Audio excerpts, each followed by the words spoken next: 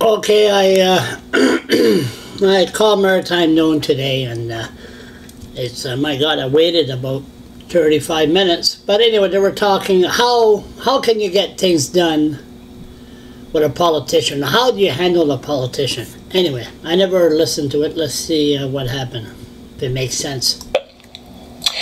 They're interested in status and privilege, and they're interested in being on a winning team and everything that comes with that. But they also want to leave politics with a reputation. They want people to look at them and say that person got something done. Like an earlier caller, Maurice in New Brunswick, said about Alan J. McEachen.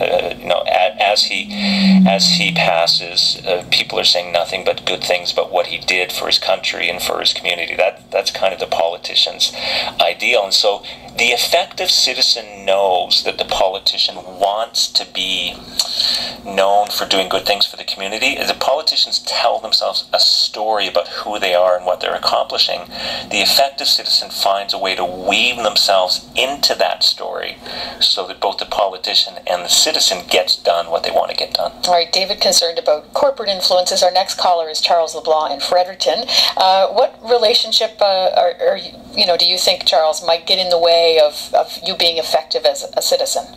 Well, as a blogger, I've been chasing these politicians on the street for about 10 years, and what I found, I came across hundreds of them, but I always say that a politician should be paid at least $300,000 a year. Oh yeah? Yes, because you have walking psychologists right on the street. They're good listeners. They listen and listen and listen. In my point, I couldn't be a politician because I like to talk. So, okay, what would your advice be to be an effective citizen? An effective citizen, you have to go on. You really have to dig and dig and dig. As I always said, do you know what a bureaucrat calls a politician?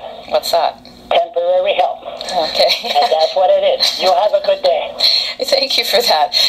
The bureaucrats, they run things whether you come or go, right, Graham? I mean, there's not that much change behind the scenes. So how do you work around that? I have a lot of respect for the civil servants that I worked with, but one of the realities of modern government normally is it's so big that 95% of what goes through the legislature is just regular routine machinery of government business that would go through no matter who the government was.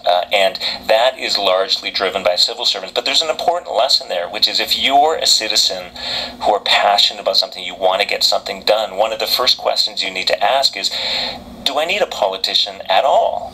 And so, don't knock your head against that brick wall. Often if you find the right civil servant who is responsible for a particular policy area and you work with them and on them and you work on a piece of legislation before it ever gets to the floor of the House and the government just deals with its routine business, that's smart and effective and efficient. So I would never be one of the people who see civil servants as obstacles. It's just a lot of what they do is mysterious, but effective citizens figure out who is who in the subject area that they care about, and then they work with the people who are in a position to get things done. All right, speaking of who is who, John Sims